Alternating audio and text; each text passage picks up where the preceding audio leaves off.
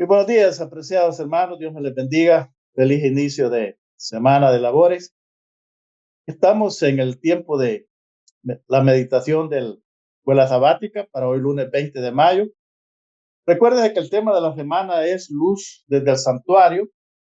Ayer se nos hablaba un poco del santuario celestial, se nos hablaba de los dos santuarios. Y para hoy, día lunes 20 de mayo, toca pues hablar de un lugar específico del santuario, que es el lugar santísimo. Y qué era lo que representaba y todo lo que se hacía en el lugar santísimo. Va a ser difícil tocar todo, pero vamos a dar lo más importante, basado en lo que los textos bíblicos para este día nos traemos, que es Levítico 16, seríamos el que estaríamos leyendo, y Hebreos 9. Serían para mí las lecturas que tienen que ver con lo que hablan del lugar santísimo.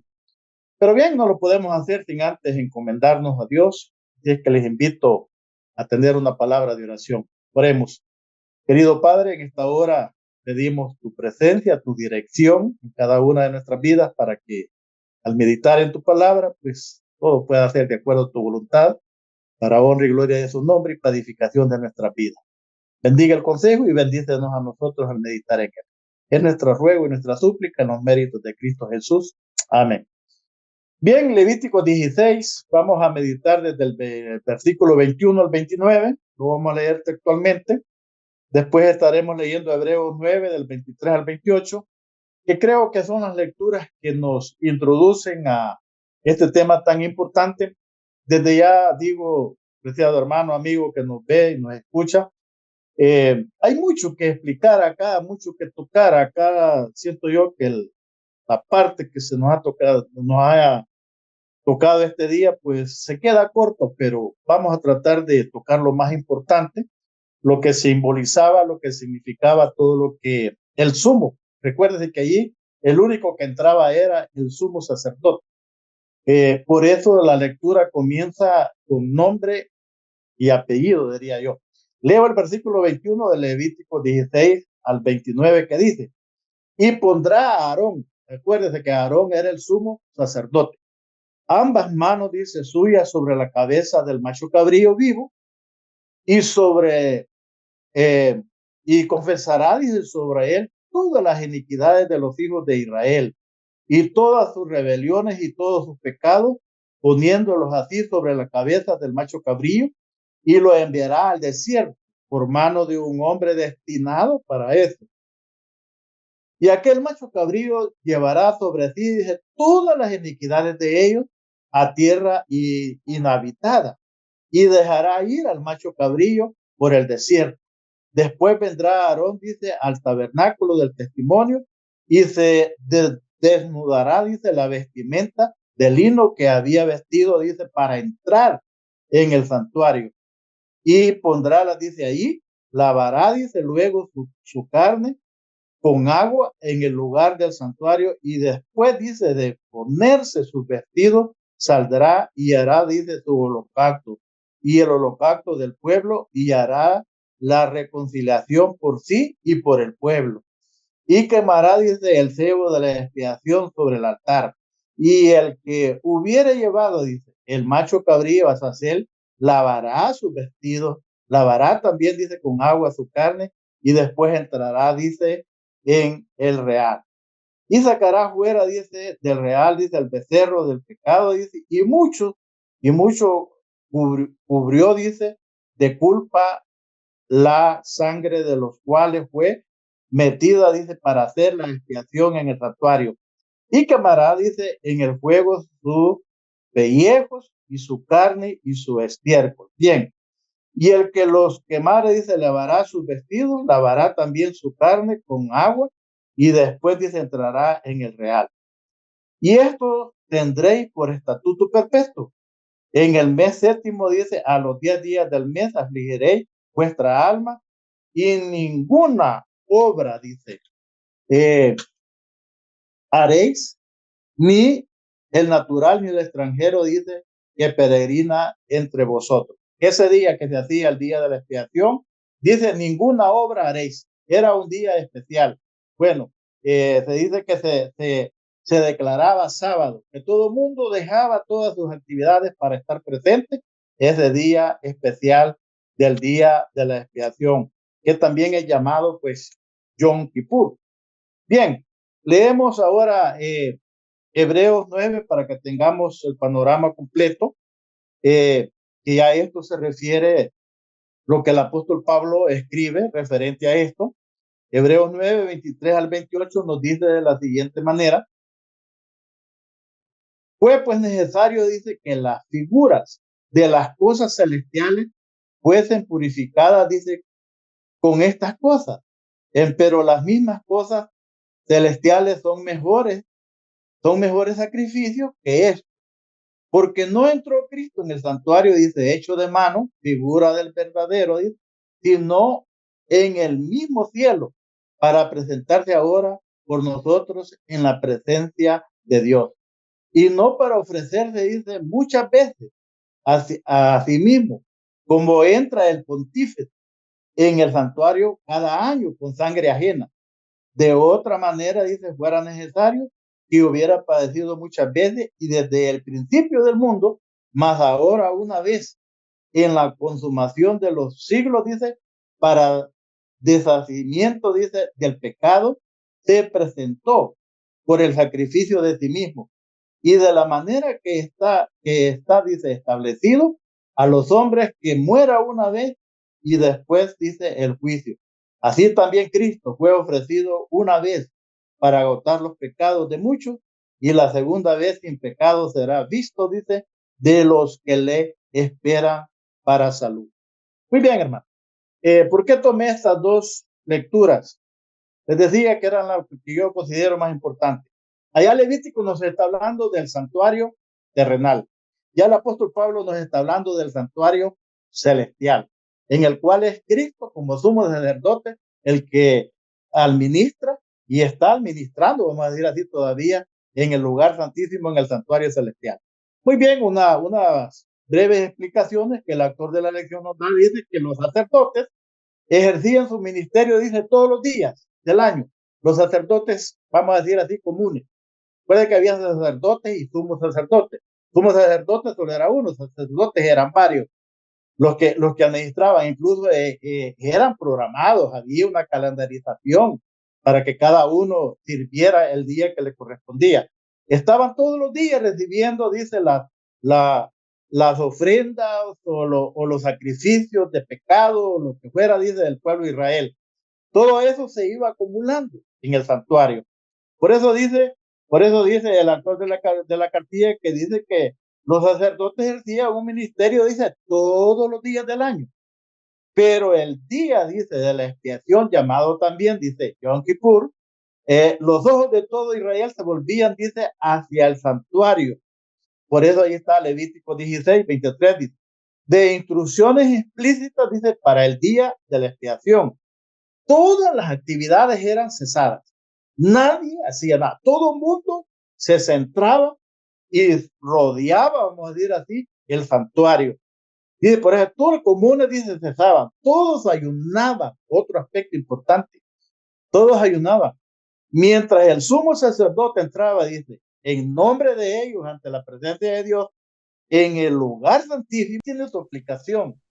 Y ya lo vamos a dar al final.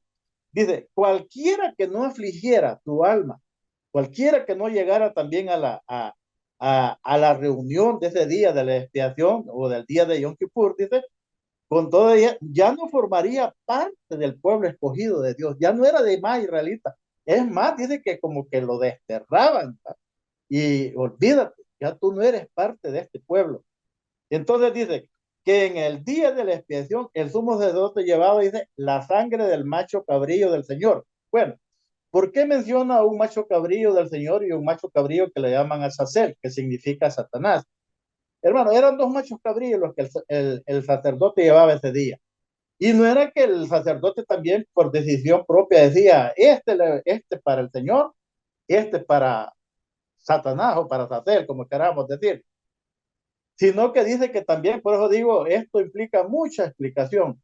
Esto se daba, dice, que era a través que era echado en suerte. el macho cabrío que iba a tocar para Dios y el macho cabrío que iba a tocar para Satanás. Era echado en suerte, no era una decisión personal del sacerdote, del sumo sacerdote, no que se echaba suerte para ver cuál tocaba cuál. Muy bien, dice en el santuario, y después dice de que el sumo sacerdote entraba al santuario, sacrificaba el macho cabrío que era para Dios, entraba con la sangre y la rociaba, dice, en los cuernos de bronce y también en todos los muebles que habían en el lugar santísimo. Esto lo hacía el sumo sacerdote. Muy bien, dice en el altar de oro y en el altar de bronce, y se purificaba completamente, dice, todo el santuario. Todo el santuario se purificaba. Ese día, el sumo sacerdote era el único día que entraba a ese lugar, pero ese día trabajaba. Yo pienso que trabajaba desde la mañana hasta la tarde y le tocaba duro. Y hay mucho que explicar porque la vestimenta del sacerdote habla, si usted se penetra en este estudio, habla que al borde del manto le ponían campanitas y esas campanitas tenían una función, que el pueblo como estaba reverentemente entregado, como diríamos, confesando sus pecados con un corazón contrito, dice que también estaban atentos a escuchar que si las campanitas todavía sonaban. Eso significaba que el sacerdote todavía estaba administrando y estaba vivo, porque pienso que se dieron caso, que entraron somos sacerdotes, tal vez no conforme Dios había dicho, pues, y era, bueno, a tal grado que allí en esta explicación se dice también que al sumo sacerdote se le amarraba una cuerda en uno de los pies, y esa era precaución, por si el sumo sacerdote caía en el lugar santísimo, recuerde que ahí estaba la presencia de Dios, tenía que llegar completamente preparado el sumo sacerdote, y si no lo hacía, pues allí moría. Y esa cuerda que le amarraban al pie era para eso, porque nadie podía entrar y había que sacarlo y ni modo, hay que sacarlo al lado. Hermano, aquí surgen interrogantes que al final las quisiéramos aplicar. Muy bien, la sangre se transfería, dice, al santuario durante el servicio diario, lo que mostraba, dice, el registro de los pecados de todo el pueblo, de todo el año. Allí estaban todavía. Y esa limpieza que hacía el sumo sacerdote es lo que realmente representa lo que Cristo todavía está haciendo en el lugar santísimo por cada uno, por nosotros allá en el cielo. Muy bien, la responsabilidad que asumía, dice Dios, sobre la resolución final, dice, ahora en el día de la expedición de esta sangre, transfería fuera, dice, el santuario y se colocaba sobre la cabeza, dice, del macho cabrío Azazel. El sumo sacerdote salía y simbólicamente, hermano, ponía él sus manos sobre la cabeza del macho cabrío destinado a Azazel y hacía una confesión de todos los pecados del pueblo de Israel que estaban allí todavía. Simbólicamente allí estaban, en el manto donde era rociada la sangre, y el sumo sacerdote hacía esa confesión de todos los pecados y simbólicamente lo transmitía al macho cabrío Azazel, el cual dice que este macho cabrío era conducido lejos al desierto. Preparaban a una persona también para este trabajo, se preparaba esta persona. Y, y según la historia que se cuenta cuando se hacía este ritual una vez al año, eh, este macho cabrío se iba a dejar a lo más lejos que se pudiera en el desierto, donde moría de sed y de hambre. Y esto lo que significaba era que dice que Dios así estaba limpiando el santuario de pecado y limpiando también al mismo pueblo de su pecado. Y quedaba limpio el santuario como también el pueblo. Eso es lo que realmente significaba. Muy bien, esto usted lo puede leer y puede profundizar más en el deseado de toda la gente en la página 16.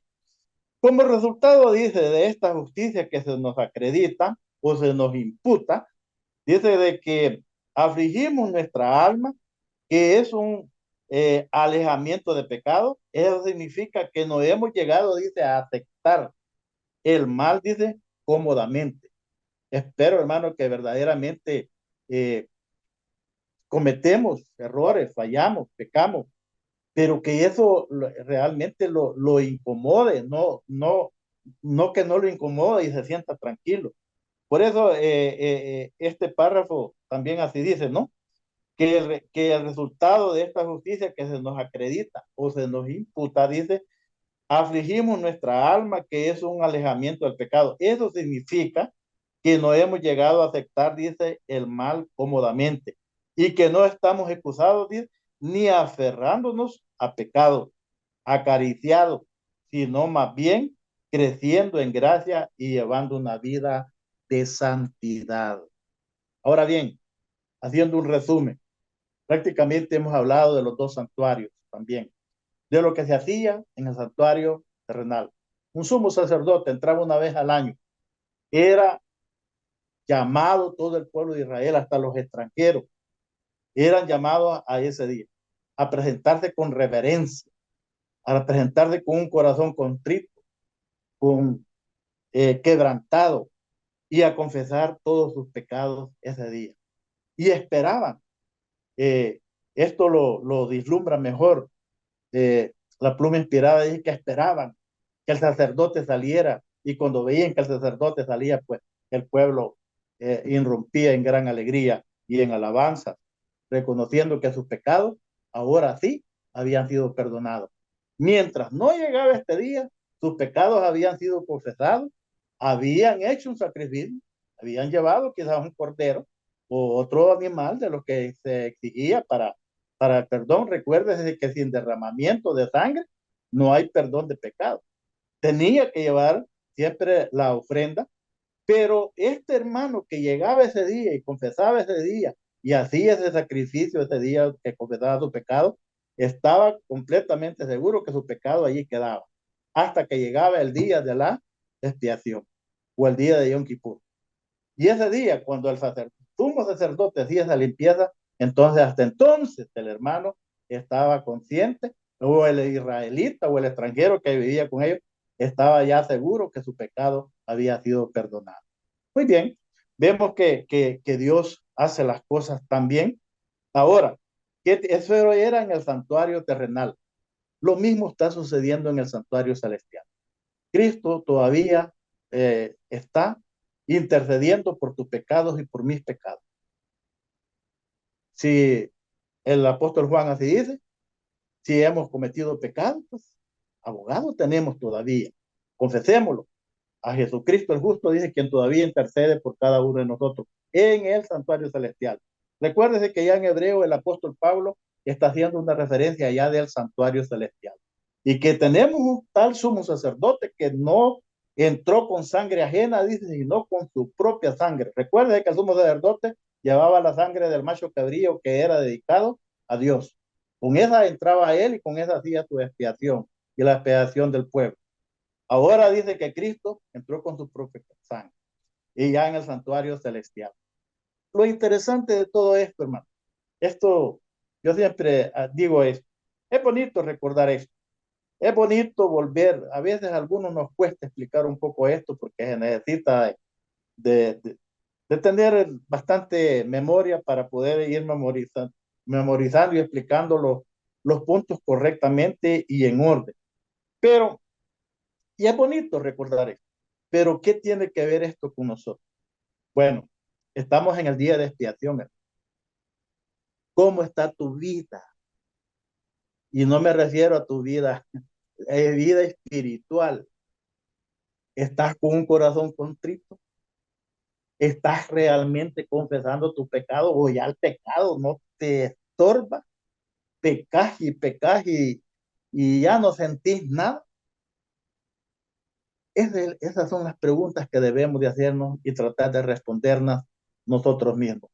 Porque todavía abogado hay, sumo sacerdote que intercede por nosotros todavía hay, tiempo de gracia todavía hay, pero ese tiempo va a llegar un momento que se terminará.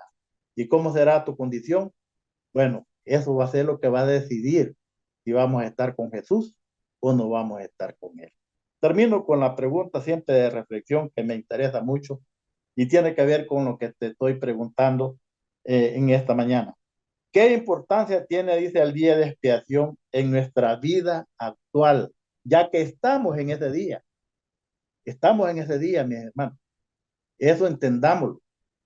Por eso de, se usa ese término en la iglesia.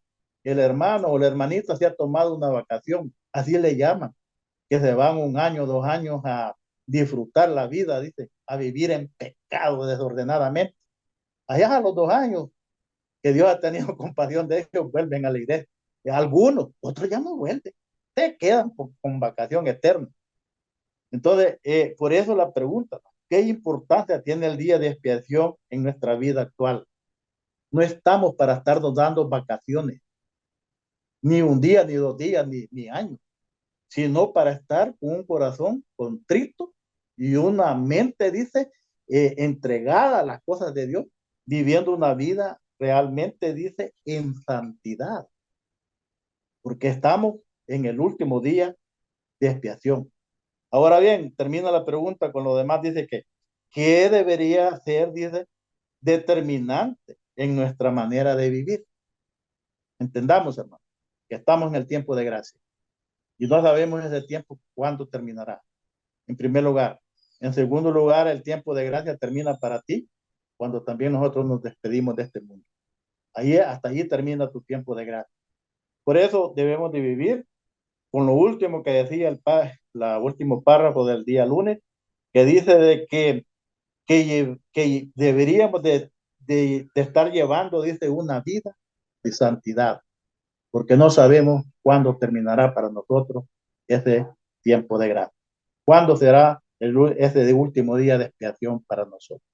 Quiera el Señor que al recordar estas maravillosas del santuario, esta maravillosa doctrina, como nos decía el hermano el día de ayer, que solo la iglesia adventista tiene el privilegio de, de predicar y de tener los elementos y que tienen los dones de poder explicar estas profecías maravillosas y que nosotros las podamos también compartir con otros. Pero sobre todo que las apliquemos a nuestra vida.